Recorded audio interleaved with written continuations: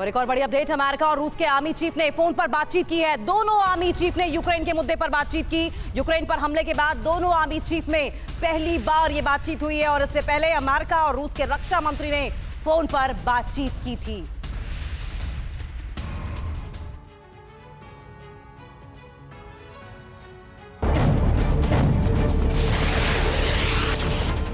रूस यूक्रेन युद्ध से पहले और हमले के बाद से अमेरिका और रूस के बीच तनाव चरम पर पहुंच गया है। लेकिन रूस और यूक्रेन में 24 फरवरी से शुरू हुई जंग के बीच अमेरिका और रूस में बातचीत का सिलसिला भी जारी रहा। यूक्रेन से जंग खत्म करने के लिए लगातार कोशिशें भी की गई।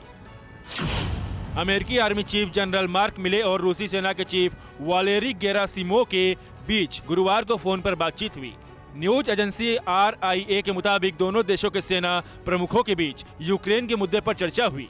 इसके अलावा जनरल मार्क मिले और Russian army chief Valery Gerasimov ने आपसी हितों के मुद्दे पर चर्चा की, जिसमें सुरक्षा समेत कई मुद्दे शामिल थे। यही नहीं, दोनों देशों ने कम्युनिकेशन की लाइन खुली रखने पर सहमति दी है। इससे पहले कुछ दिन पहले अमेरिकी और रूस के रक्षा मंत्री ने फोन पर बातचीत की। यूक्रेन पर हमले के बाद से अमेरिका और रूसी आर्मी चीफ के बीच ये पहली बातचीत थी। हालांकि बातचीत का काफी हिस्सा सीक्रेट रखा गया है। रूस और यूक्रेन युद्ध के 3 महीने होने वाले हैं। दोनों देशों के बीच युद्ध में भारी तबाही हुई है और जंग कब खत्म होगी, ये सबसे बड़ा सवाल दुनिया के सामने अभी भी बना हुआ है।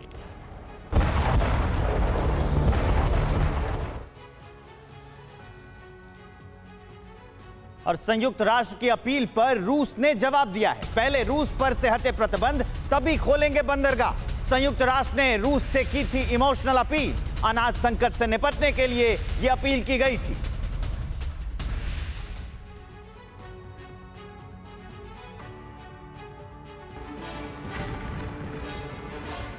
रूस यूक्रेन के बीच जंग के 3 महीने पूरे होने में बस 4 दिन ही बाकी हैं।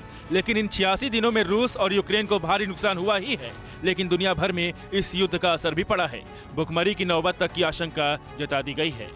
संयुक्त राष्ट्र के खाद्य प्रमुख के बयान पर क्रेमलिन ने यूनाइटेड नेशन को 2 टूक जवाब दे दिया है। इंटरफैक्स समाचार एजेंसी की रिपोर्ट के अनुसार रूस ने संयुक्त राष्ट्र को साफ कह दिया है कि यूक्रेन के ब्लैक सी के पोर्ट का रास्ता रूस तभी खोलेगा जब उस पर से आर्थिक प्रतिबंध हटाया जाएगा। बता दें कि यूक्रेन पर हमले के बाद से दुनिया के कई देशों ने रूस पर आर्थिक समेत कई तरह के प्रतिबंध लगाए हैं।